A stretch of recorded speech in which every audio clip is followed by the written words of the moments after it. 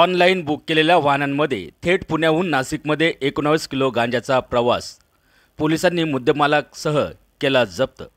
नाशिकच्या मुंबई परिसरातील भारतनगर चौफुली येथे एर्टिगा चारचाकी वाहनात गांजाची विक्री करण्यासाठी आलेल्या वाहन चालकाला मुंबई नाका पोलिसांनी भारतनगर चौफुली येथे पेट्रोलिंग करत असताना उभ्या असलेल्या एर्टिगा चारचाकी चालकावर पोलिसांना संशय आल्याने पोलिसांनी वाहन चालकास विचारपूस केली असता त्याने प्रथम उडावुडीचे उत्तर दिले।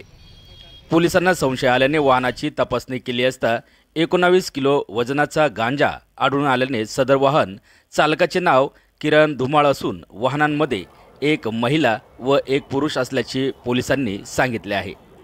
या प्रकरणी मुंबई नाका पोलीस ठाण्यात गुन्हा दाखल करण्यात आला असून पुढील तपास नाशिक पोलीस करत आहे।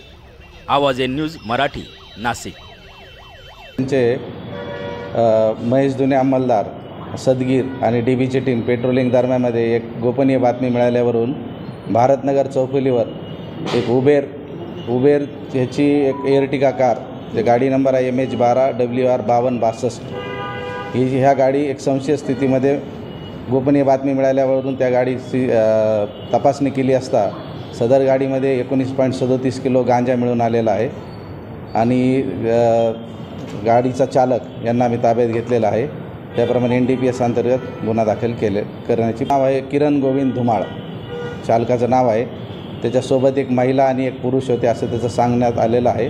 त्याप्रमाणे सविस्तर तपास करून त्याप्रमाणे पुढील कारवाई करत आहोत।